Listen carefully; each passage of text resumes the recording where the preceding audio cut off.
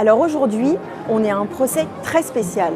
C'est pas un vrai procès, mais ceux qui sont appelés à la barre, ce sont les réseaux sociaux. Vous pouvez vous asseoir. L'audience est ouverte. Accusés, levez-vous.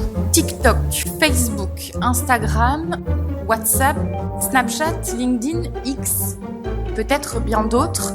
Vous êtes aujourd'hui sur le banc des accusés. Qu'est-ce qu'il est ce procès? C'est qu'on a voulu faire quelque chose de différent pour rendre les débats plus attractifs, comme un théâtre, mais qui rendre la compréhension beaucoup plus facile. 3 chefs d'accusation ont été retenus contre les mises en cause. Manipulation du cerveau de nos jeunes d'une part, atteinte à la démocratie d'autre part, et incitation à la haine. J'appelle à la barre Marina Borriello. N'hésitez pas à parler bien fort, que tout le monde puisse vous entendre. Aujourd'hui, le contenu de mon témoignage, c'est vraiment apporter de l'eau au moulin des réseaux sociaux, c'est de dire par exemple qu'il y a des choses extrêmement positives. Quand je vous écoute, j'ai le sentiment que l'on pourrait considérer que les réseaux sociaux sont une sorte de créateurs de valeurs humaines et matérielles. Est-ce que vous êtes d'accord avec cette approche? Les éliminer, ce serait une erreur. Par contre, les encadrer, c'est nécessaire. Et la liberté d'expression, il faut juste se souvenir de la définition de ce mot-là. Merci Madame pour votre éclairage et votre discernement. Merci. J'en ai fini avec le témoin, Monsieur l'avocat général. Il est évident que la technologie et l'innovation et les réseaux sociaux également ont une part de responsabilité, mais la tendance aujourd'hui, c'est de leur imputer tout et n'importe quoi et d'édulcorer la responsabilité individuelle. Madame Borriello, je vais vous utiliser un petit peu comme premier témoin aussi pour faire quelques définitions. Les réseaux sociaux sont probablement aussi un peu déresponsabilisés quand il arrive des choses très graves, que ce soit l'assassinat de Samuel Paty ou la propagation de fausses nouvelles sur les vaccins. Où je dirais que l'utilisateur est coupable lui aussi, et donc il doit payer. Il met un contenu raciste sur Facebook. Qui est responsable? Est-ce qu'on peut considérer que pour vous, que les réseaux sociaux font de vous, la jeune génération, des citoyens augmentés? Absolument. Et tout le monde utilise les réseaux sociaux comme un complément de communication. Nous appelons à la barre Alexandre Ozarara. Depuis l'élection du président Trump et son alliance avec M. Musk, une campagne qui est menée pour que tout le monde quitte X. Est-ce que vous pourriez nous donner votre avis sur le sujet?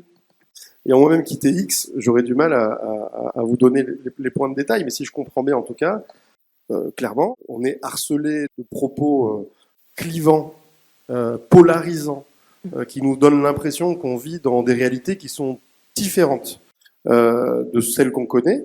Je ne peux pas imaginer ici qu'on aurait la représentativité réelle des opinions d'ici. Ces plateformes-là permettent aux 5% d'entre nous de prendre toute la place du débat. Je pense que l'actualité la plus récente va nous aider à nous décider sur la manipulation des cerveaux, sur l'atteinte à la démocratie. Ce qui est compliqué, c'est de faire cette ligne de partage entre ce qui relève un petit peu de l'actualité à chaud, c'est-à-dire de l'émotion, et puis la justice, c'est-à-dire avoir une position suffisamment juste et équilibrée en essayant de se départir de l'actualité immédiate. Alors là, on vient d'entendre les témoins, et maintenant c'est au tour du procureur et des avocats. Je réclame aussi une amende de 1 000 € d'astreinte par utilisateur qui dépasserait plus d'1 heure d'utilisation par jour à payer par les réseaux sociaux. Et naturellement, une amende forfaitaire de 135 € pour tout utilisateur faisant un like d'une fake news. Considérer que les réseaux sociaux sont responsables et les seuls responsables relève de la naïveté coupable, inouïe, et même de la mauvaise foi. Les réseaux sociaux ne sont pas des éditeurs de contenu, ils ne fabriquent pas de contenu, ce sont des intermédiaires techniques de mise en relation intrinsèquement neutres. L'homme est à la recherche perpétuelle de la vérité, sauf dans la section des commentaires de YouTube, où il s'égare sans espoir. Je vous remercie. Il va être temps pour nous de nous retirer pour délibérer. La séance est suspendue. Bon du coup, on va aller voir ce qu'en pense le public. Ce procès aujourd'hui à Sofia n'a pas fondamentalement changé mon avis sur les réseaux sociaux. Si on subit effectivement les fils d'actualité, etc., On peut en être dépendant, mais l'idée c'est d'aller chercher l'information, chercher des sources, et donc c'est un outil, on en fait ce qu'on veut. Et pour moi c'est un outil même de démocratie. Ça suscite beaucoup d'interactions aussi au niveau du mental. On se dit mais est-ce qu'on est d'accord, est-ce qu'on n'est pas d'accord? L'intérêt est là aussi parce que c'est vrai que des fois on a envie de se lever et même dire mais moi je pense pas comme ça, je suis pas vraiment d'accord. Donc tout là, l'enjeu en fait de venir se heurter à des idées qui ne sont peut-être pas les nôtres. Mesdames et messieurs, veuillez vous lever pour accueillir la Cour. Nous avons donc partagé l'opinion du jury et nous remercions les témoins de nous avoir éclairés sur tous ces sujets, qu'il n'y avait pas de culpabilité possible à l'heure actuelle. Et l'audience est levée.